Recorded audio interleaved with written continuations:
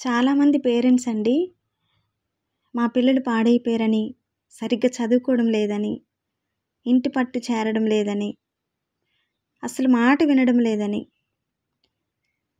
షికారులకి, సినిమాలకి, త్రాగుడికి అలవాటు అయిపోయారని, భవిష్యత్తు గురించి అసలు భయం లేదని, చాలామంది పేరెంట్స్ అండి బాధపడుతూ, కన్నీరు కారుస్తూ, కృంగిపోతున్నారండి.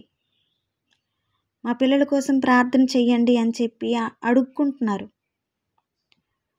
అయితే మనం ఆలోచించుకోవాల్సినటువంటి విషయం ఏంటంటే, పిల్లలు అలా తయారవ్వడానికి గల కారణం ఏంటి? ఎవరు? ఎందుకు అలాగా జరిగింది?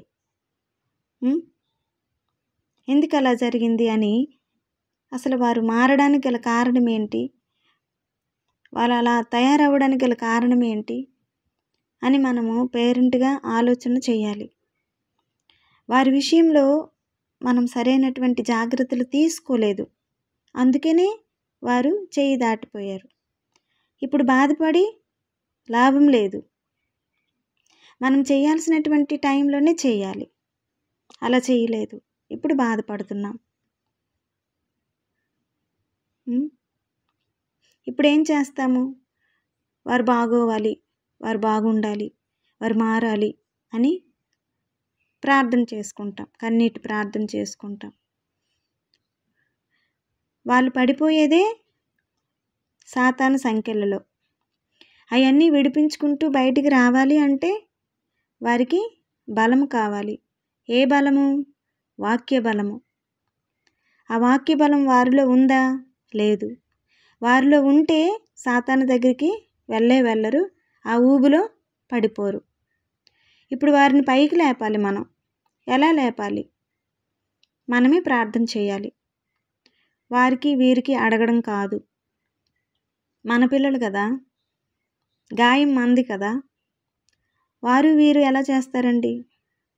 చేస్తారు, కాదనట్లే, కానీ ఎక్కువ మనమే చేయాలి. మన పిల్ల పాడైపోతుంది, మన పిల్లోడు పాడైపోతున్నాడు, సాతాను సంఖ్యల్లో ఉండిపోతున్నాడు. ఆ బంధకాల్లో నుండి బయటికి తీయాలి. అలా తీయాలి అంటే వారిలో వాక్యం లేదు. మనమే వాక్యాన్ని తెలుసుకొని దేవుని సన్నిధిలో మోకరిల్లి గట్టిగా ప్రార్థన చేయాలి, కన్నీటి ప్రార్థన చేయాలి. మన పిల్లలు అందులో ఉన్నారు కదా, వారు బయటికి రావాలి కదా. ఆ పని ఇప్పుడు మనం చేయాలి. ఎలాంటి పరిస్థితి నుండి మనము ఎలాంటి పరిస్థితికి వచ్చేసాము? గోటితో పోయింది గొడ్డల వరకు తెచ్చుకున్నట్టు ఉన్నది కదా. మొక్కై వంగనది మానై వంగున. చాలా చాలా సామెతలు తెలుసు మనకి, అయినా మనము పొరపాట్లు చేస్తూ ఉంటాం. మన చేతిలో పరిశుద్ధ బైబిల్ ఉందండి, శక్తివంతమైన వాక్యం ఉంది, మంచి మంచి నీతి ఉంది, మంచి మాటలు ఉన్నాయి. ఆ దేవాది దేవుని చేతిలో మనం ఉంటే ఎంత క్షేమకరంగా ఉంటామో అనేది మనకు తెలియక ఆ రకమైనటువంటి తప్పులు జరుగుతున్నాయి. మనము మన పిల్లలు ఆయన ఒడిలోకి చేరిపోవాలి అంటే ఆయన వాక్యాన్ని ప్రతిరోజు కూడా ఆహారంలాగా భుజించాలి. అలా జరగలేదు. మన పిల్లలు మనల్ని దాటి వెళ్ళిపోయారు. వాక్యం ఏం చెప్తుంది? ద్వితీయోపదేశకాండం 6:6 చూడండి. నా ఆజ్ఞలను నువ్వు ఆలకించి మనసులో దాచుకొని వాటన్నిటినీ కూడా మీ కుమార్తెలకి మీ కుమారులకి బోధించాలి. ఎప్పుడెప్పుడట? పడుకున్నప్పుడు, నడిచేటప్పుడు, రెస్ట్ తీసుకునేటప్పుడు. చూడండి, మీరు పడుకున్నప్పుడు నేర్పించాలి, కూర్చున్నప్పుడు నేర్పించాలి, నడిచేటప్పుడు నేర్పించాలి. అలాగా ఆయన వాక్యాన్ని వారికి చెప్తూ చెప్తూ చెప్తూ చెప్తూ ఉండాలండి. ఒక పేరెంట్గా మనం తీసుకోవలసినటువంటి జాగ్రత్త అది. మంచి మంచి వాక్యాలు మనం కథల రూపంగా చెప్పుకోవాలి. అప్పుడే వారిలో మంచి మార్పు అనేది కనిపిస్తుంది. ఉమ్? బైబిల్ చదవమని చెప్పము. ఉదయము, మధ్యాహ్నము, రాత్రికి ఒక్కొక్క వాక్యం చదువుకోండమ్మా అని చెప్తే ఏంటి ఇప్పుడు ప్రాబ్లం? చదువుకోలేని పేరెంట్స్ చాలామంది ఉన్నారు, చదువుకునే పిల్లలు ఉన్నారు కదా. వారు చదువుతుండగా మీరు వినొచ్చు. చదువుకునే తల్లిదండ్రులు ఉన్నారు కదా, వాళ్ళు చదివి వినిపించాలి. ఏదేమైనా చదువుకునేవారు మన ఇంట్లో ఉన్నారు, లేకుండా లేరు. అయినా వాక్యం మనం చదవడం లేదు. ఆ బలమైనటువంటి వాక్యాన్ని మనలోని ఎప్పుడైతే ఉంచుకుంటామో ఇటువంటి పరిస్థితులు ఎదురుకావు.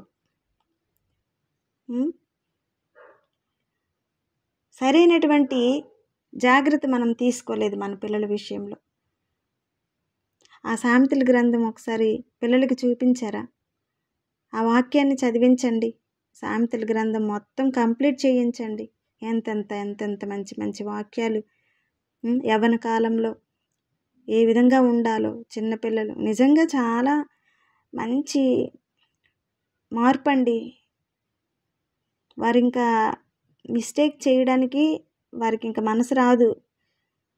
అది మనసులో అలా దాచుకుంటారు ఆ వాక్యాలు. అలవాటు చేయించాలి. సామెతలు 29:15 చూడండి. బెత్తమును గద్దింపును జ్ఞానము కలిగి చేయును, అదుపులేని బాలుడు తల్లికి అవమానం తెచ్చును. అదుపు లేదు వాడికి, మరేం కలుగుతుంది? అవమానమే కలుగుద్ది. నీ కుమారుని శిక్షించిన ఎడల అతడు నిన్ను సంతోషపరచును, నీ మనస్సుకి ఆనందం కలుగు చేయును. సామెతలు 29:17. మన పిల్లల్ని మనము శిక్షించలేదు, ముద్దించాం. ఇంకెవరికి ఎక్కడ పిల్లలు లేరు అన్నట్టు, నాకే పుట్టారు అన్నట్టు మనం ముద్దించాం. ముద్దించవచ్చు, కాదనట్లేదు. కానీ ఆ ముద్దు ఎక్కువైపోయి వారికి వారు నిర్ణయాలు తీసుకునే స్థితికి తీసుకొచ్చేసామన్నమాట పేరెంట్గా. అది కావాలంటే అది కొనేస్తున్నాం, ఇది కావాలంటే ఇది కొనేస్తున్నాము, ఇది చేస్తాము అంటే ఓకే అనేస్తున్నాము, అది చేస్తామంటే అదే ఓకే అనేస్తున్నాము. అంటే మన మన ఆధీనంలో వారు లేరు, వారి ఆధీనంలో మనం ఉన్నాము. అందుకని మనతో వాళ్ళు ఆటలాడుకుంటున్నారు. గమనించాలండి, ప్రతి పేరెంట్ గమనించాలి. జాగ్రత్త తీసుకోకపోతే ఎలాగా? బెత్తం పట్టుకోకపోతే ఎలాగా? పనిష్మెంట్ ఇవ్వకపోతే ఎలాగా? అవన్నీ చేస్తేనే కదా మన మాట వింటారు, మన దగ్గరే ఉంటారు, మనమంటే భయం కలుగుద్ది. ఇవేమీ చేయము. ఇప్పుడు బాధపడితే లాభమా?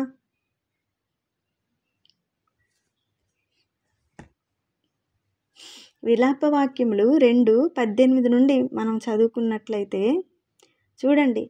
విరామము లేకుండా, కంటిపాపకు అసలు విశ్రాంతి లేకుండా నదీ ప్రవాహం వలె దివారాత్రములు కన్నీరు కార్చాలట పిల్లల కోసం.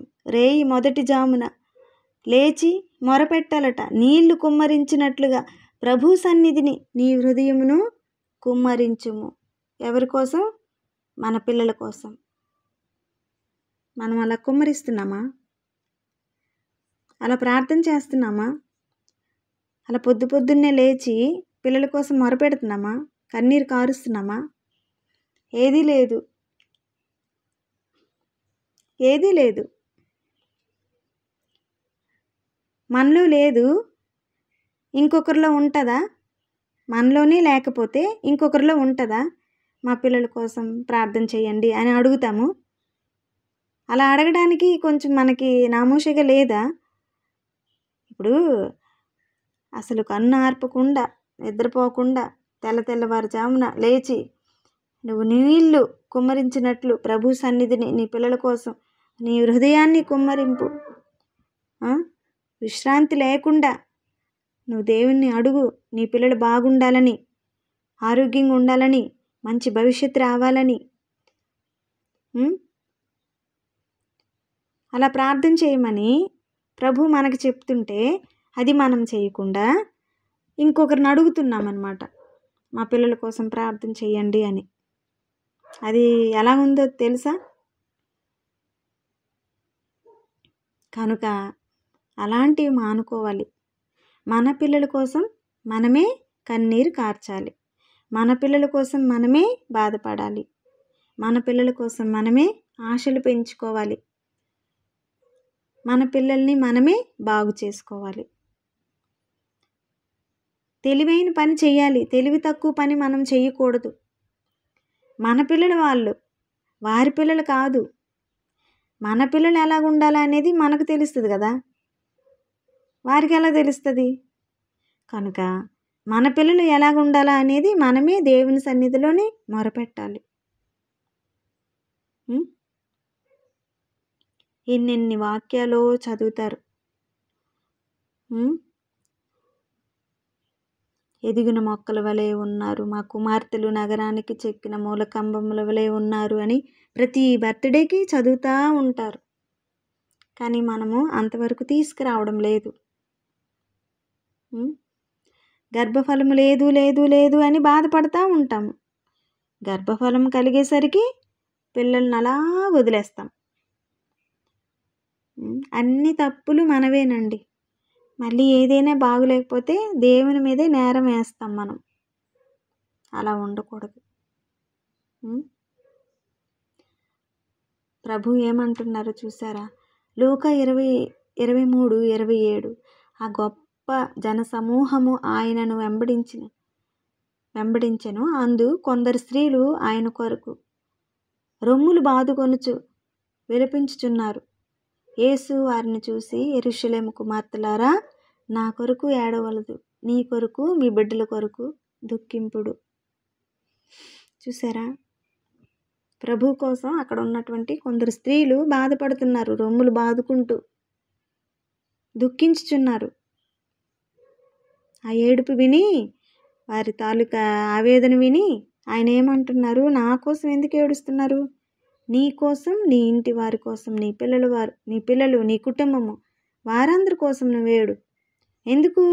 వారు మారలేదు, నువ్వు మారలేదు. ఈ మారు మనస్సు కోసం ఏడు, మొరపెట్టు దేవుణ్ణి. నా కోసం ఏడొద్దు. అక్కడ పాడైపోతున్నారు పిల్లలు, ఆ కుటుంబము నశించిపోతుంది, ఆత్మలు నశించిపోతున్నాయి. వారి కోసం నువ్వు మొరపెట్టు. ఆ ఆత్మల రక్షణ కోసం నువ్వు మొరపెట్టు, ప్రార్థన చేయి, అక్కడేడు అంటున్నారు ఆయన.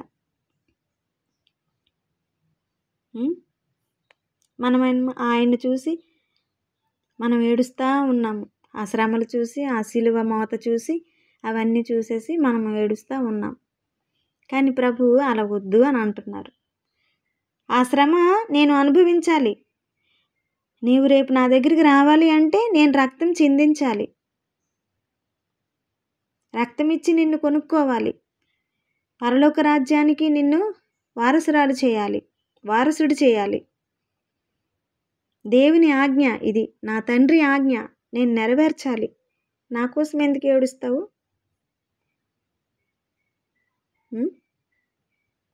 నీ కోసం ఏడు, నీ పిల్లల కోసం ఏడు, నీ భర్త కోసం ఏడు, నీ భార్య కోసం ఏడు, నీ కుటుంబం కోసం ఏడు, నీ ఇరుగు పొరుగు వారి అందరి కోసం ఏడు. ఆత్మల రక్షణ కోసమే ఏడు. ఈ బాధ్యత దేవుడు మనకి అప్పచెప్పారండి. సిలువ మోసినప్పుడు కూడాను ఆత్మల పట్ల ఉన్నటువంటి ఆయనకి శ్రద్ధ, బాధ ఎలా ఉందో చూడండి. మీకోసం ఏడవండి, మీ పిల్లల కోసం ఏడవండి. వాళ్ళు రక్షించబడాలి. రేపు వాళ్ళు రావాలి నా దగ్గరికి, నేను వచ్చేసరికి రెడీగా ఉండాలి అని దేవాది దేవుని ఆశ అండి. అది మనం అర్థం చేసుకోవట్లేదు. పిల్లలు పాడైపోయారు, పిల్లలు నా మాట వినడం లేదు. ఎందుకు? మనం తీసుకోవలసినటువంటి టైంలో మనం తీసుకోకపోతే జాగ్రత్త, మనకే బాధ. అదేది లేకుండా నిన్నటి దినం వరకు జరిగినటువంటిది మానేసి మర్చిపోయి, ఇక నుండైనా నా పిల్లల పట్ల నేను మంచి జాగ్రత్త తీసుకుంటాను, వాక్యం నేర్పిస్తాను, బైబిల్ ఇస్తాను, ప్రార్థన నేర్పిస్తాను, మంచి మంచి మాటలు చెప్తాను, వారి పట్ల మంచి జాగ్రత్త వహిస్తాను అని చెప్పి ఒక నిర్ణయానికి ప్రతి పేరెంట్ రావాలి. అప్పుడే దేవునికి చాలా ఇష్టమండి. ఆయన ఎంత సంతోషపడతారో తెలీదు. ప్రతి వాక్యం నెరవేరుద్ది. ప్రతి దీవెన మన మీదకి వస్తుంది, మన పిల్లలకు మీదకి వస్తుంది. మనం ఆలోచించాలి, బాధపడకూడదు, వారిని వీరిని ప్రేయర్ రిక్వెస్ట్ అడగకూడదు. నువ్వు కన్నీరు కార్చు, చెప్పేశారు కదా విలాప వాక్యంలో 2:18 ఒక్కసారి చదవండి. ఆ వాక్యం ఎలాగుందో, ఎంత ఎక్సలెంట్ వాక్యం అండి. నీళ్లు కుమ్మరించినట్లు ప్రభు సన్నిధిని నువ్వు కుమ్మరించు రేయి మొదటి జామున. 8 వరకు పడుకుంటానంటే అవ్వదు. తెల్లవారుజామున 3-4కి లేచి ప్రార్థన చేయలేవా? నీ పిల్లల కోసం, నీ కుటుంబం కోసం, నీ కోసం, నీ భర్త కోసం, నీ భార్య కోసం నువ్వు ప్రార్థన చేయలేవా? ఏంటా మత్తు ఏంటి? మళ్ళీ బైబిల్లో అన్ని వాక్యాలు చదువుతాము, అన్ని విషయాలు తెలుసుకుంటాము. దావీదు ఇన్నిసార్లు ప్రార్థన చేశారని, అబ్రహాము అలా ఉన్నారని, యోబు ఇలా ఉన్నారని, ఎస్తేర్ ఇలా ఉందని, వీళ్ళందరూ ఎలా ఉన్నారనేది కాదు, మనము ఎలా ఉన్నామా అనేది కావాలి. మనం ఎన్నిసార్లు దేవుని సన్నిధిలో కనిపిస్తున్నామా అనేది కావాలి.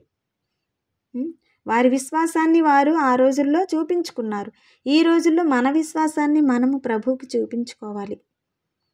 అది మామూలుగా తెలుసుకోవడానికి మాత్రమే ఆ హిస్టరీ అంతా. ఇప్పుడేం కావాలి అంటే మన విశ్వాసం ఎంత అనేది కావాలి. అందుకని ఇక నుండి అజాగ్రత్తగా ఉండకుండా జాగ్రత్త కలిగి, మెలకువ కలిగి మన పిల్లల విషయంలో మనము మంచి జాగ్రత్త తీసుకోవాలి. ఈ వాక్యాన్ని దేవుడు దీవించునుగాక. ఆమేన్.